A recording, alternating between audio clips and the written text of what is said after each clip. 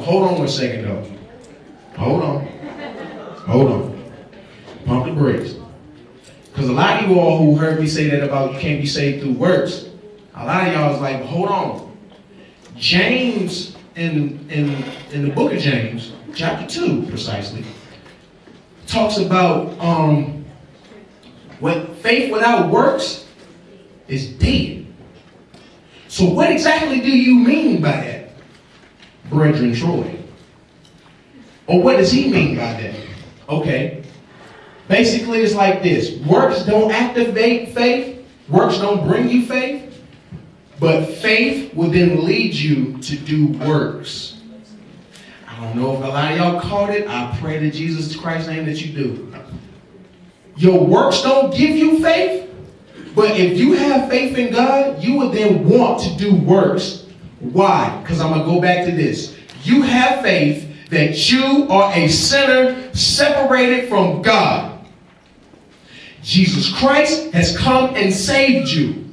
Now you have a relationship with God. After you have a relationship with God, you begin to look at your family, your friends, and random people you never known before. I don't even know if they're saved. And so your faith will then drive you to want to get other people to be saved. And so therefore, I'm speaking to those who have faith and have been activated it. What are you waiting on? What are you waiting on? It's millions of thousands of people who are dying in sin. You haven't done anything. And a lot of you say this, well, I believe in God. I have my quiet time. I do. Yeah, you do your thing amongst yourself. But your faith is going to activate you to go do things for other people. That's the reason why James said in the chapter, let me flip to it real quick. James chapter 2. He says it like this.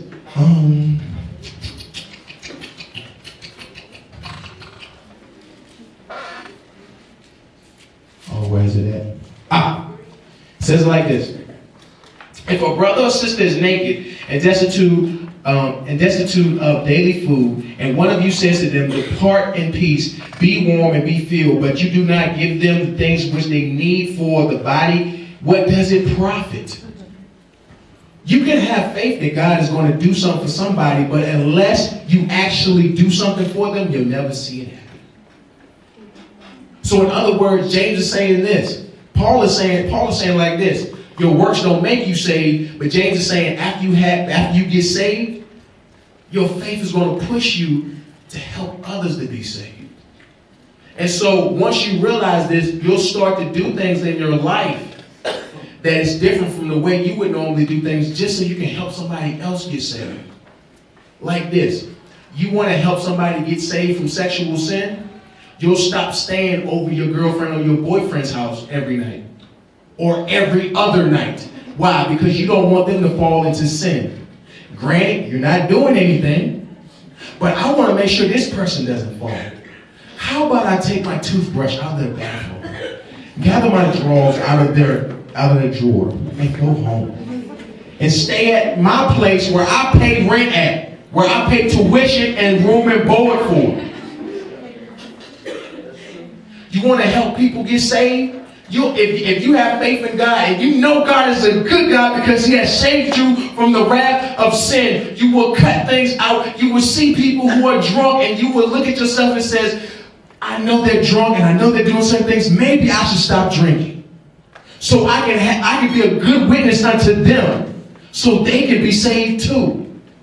I want them to be a good godly woman, a good godly man. Well, maybe I shouldn't go to places that influence people to be like borderline, like what you call it, dancing with your clothes on, having sex with your juking. But Sherelle, you use a specific term. It's like sex with your clothes on at the parties. I want you to be a man or a woman of God, but you can't be like a fully clothed like whore, just dancing around, just grinding your giving gift of God with any other dude. Or grinding your gift from God, man, on any other woman. Like, I want to do whatever I can to help you be saved. So what I'm going to do, I'm going to pop out my music that is secular and is bumping all this type of craziness of killing and making sure I'm a pimp and all this negativity type stuff. I'm going to pull it out. Why? Because I want somebody else to be saved. Matter of fact, I'm going to start switching my whole lifestyle around. Why? Because you want to make sure in every corner of your life you can find a way to glorify God, so somebody else can know and glorify God. Works can't get you saved, but when you saved, you will want to do a work. Who is not saved?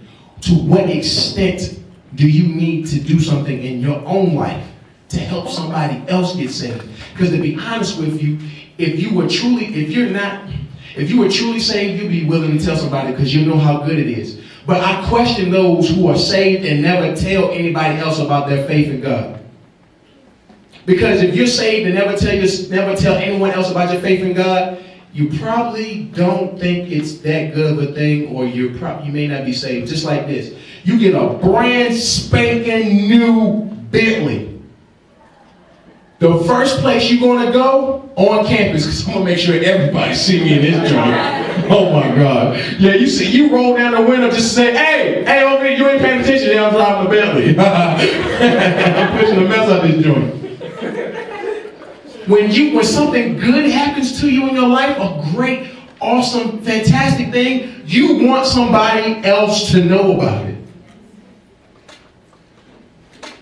And I know how much people value their relationship with God, about how much they tell others about it. If you haven't told anyone, check yourself. I'm not saying it's over. I'm just saying check yourself. And talk to God. God, do I have faith in you? Do I have a desperation, a hope that you'll save me, and that without you I'm nothing? Because if I did, I'd be excited about it. And I'd be willing to tell somebody about it.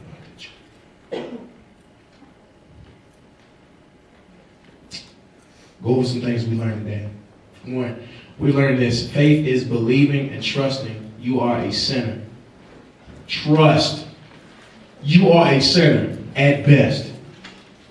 And having hope that God has delivered us from sin, made us alive, and now we have a relationship with Him. Two, faith is on. Hold on. Oh, it's supposed to be faith is based on God and not physical things. Worldly things are going to crumble and be crushed, and they're not promised to us to last for forever. The Bible says that they are corruptible things, meaning this they crumble at ease. But God, Jesus Christ, is the incorruptible thing who will last for forever. He's so big they even put him on our dollar. And God we trust. Why? He's big. Third thing, works do not save us. So don't say because you danced at Bible study. Don't say because you sang at Bible study, I'm saved. Your works don't save you. You could have been the dude that saved everybody that was killed at Virginia Tech. You could have stopped the planes from running into the Twin Towers. But if you don't know Jesus Christ, you are not saved. I'm so sorry. You tell every person that says that they're good, hey, bro, you ain't got fire insurance. Because right now, if you did have fire insurance, when you were draped over going to hell, your fire insurance would save you. It's like, oh, you're saved. You don't have to burn. Fire insurance being Jesus Christ. And the fourth thing is this. Acting out faith is demonstration that God has saved us and wants others to be saved. Let's stand to our feet.